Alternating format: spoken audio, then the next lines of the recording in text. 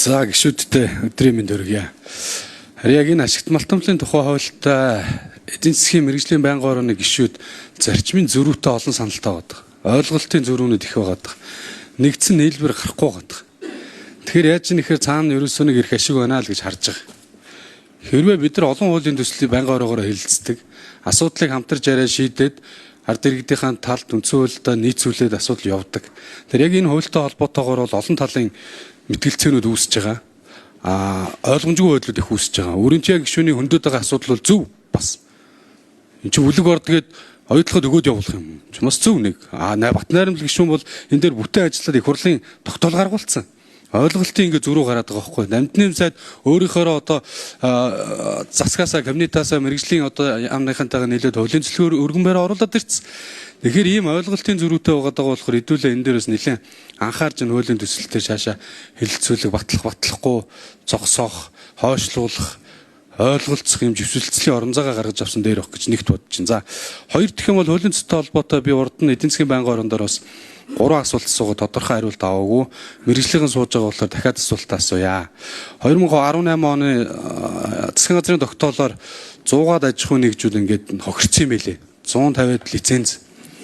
Тэгээ энэ асуудлаа энэ хуулиараа зэгцэл шийдэж оруулж ирэх хэрэгтэй байсан.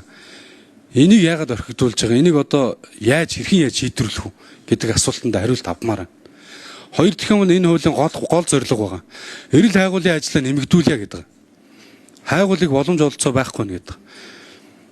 За энэ жил бол эн чинь сонгон шалгаруулалтаа бараг 100 гаруй тэрбум төгрөгийн орлого орцсон байгаа юм билээ. Өмнөх жил 158 орчим тэрбум төгрөгийн орлого олцсон байгаа юм билээ. Тэгээ нийт Монгол улсын газар нутгийг сая 500 м квадрат талбай дээр хайгуулыг хэдэн төгрөгөөр төсөөр хайгуул хийх вэ гэхээр 280 орчим тэрбум гэдэг. Тэгэхээр мэргэжлийн яам өөрсдөө энэ хэмжээний мөнгийг төвлөрүүлчихэд хийгээд хайгуулаа өөрсдөө хийгээд өөрсдөө бодлогоо зангидаа боломж олцоо байхгүйсэн юм уу? Яг хайгуул хийх чадвартай хичнээн компани байгаа одоо. Энийг асуумаар байгаа. Яг хайгуул хийх чадвартай хичнээн компани байгаа. Нэртэй устдаа хэлээд өгөөрэй. За 3 дугаарт нь амнааттай холбоотой асуудал, энэ татвартай холбоотой асуудал. За бид нар бол энэ их хурлын гишүүд сүүлийн үед баг мэргэжил болгоны хүмүүс нь уулуурхаа эдийн засгч болоод байна л доо. Ягаад тэгэхээр асуудлын хүнд байгаа болохоор. Тэгэхээр яагаад заавал яг энэ хуулийн төсөлтэй холбоотой энэ амнаатыг бууруулах гэдэг юм бэ? Өнөөдөр дэлхийн зах зээл дээр хамгийн байж болох өндөр түвшиндээ хүрсэн.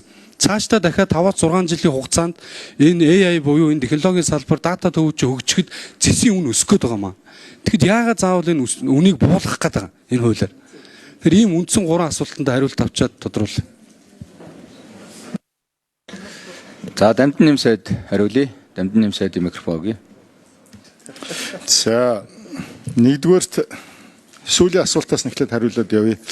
Цэсийн амнаатай холбоотой одоо энэ буулгах саналыг хойшлуулсан учраас хариулт бас ойлгомжтой болсон баха гэж бодож байна. Очоод өөрөөр хэлбэл бид нар одоо энэ хуулиар эхний хилцүүлгээр та бүгд маань дэмжиж их хурлын нэгдсэн чуулганаар дэмжиж гарцсан. Одоо эцсийн хилцүүлэг ороод ингээд болчихно.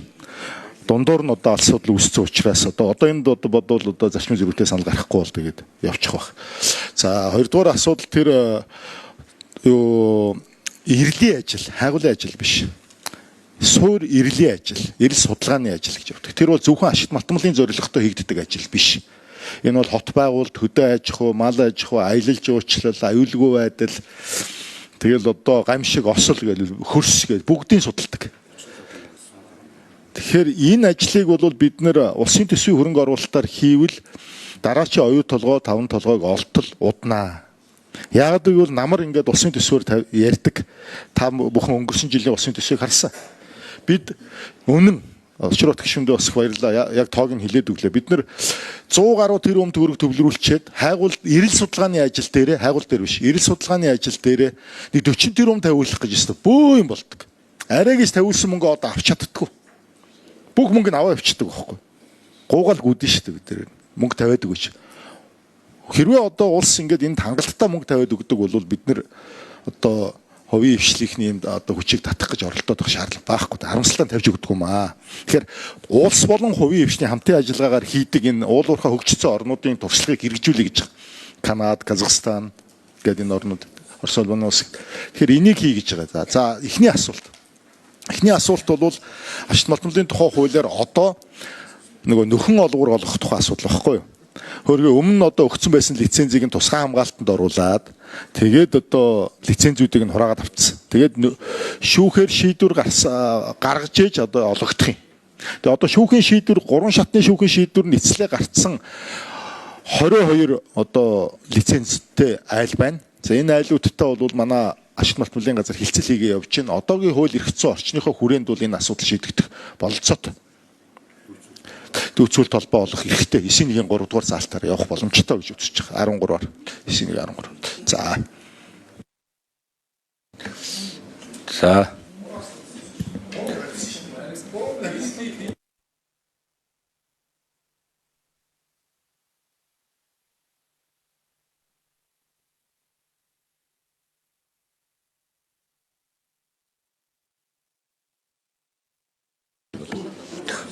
За ажлын хэсэг юу авах юм уу? Эндрийн микрофон дээр хариулах уу? Эндрийн микрофон дээр гарыг. За эндрийн микрофон нэй.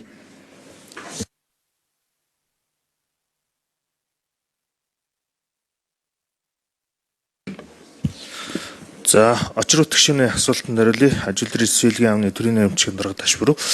За 20 орчим компани үйл ажиллагаа явуулж улсын төсвийн хөрөнгөөр болон одоо хайгуул судалгааны ажил хийх боломжтой.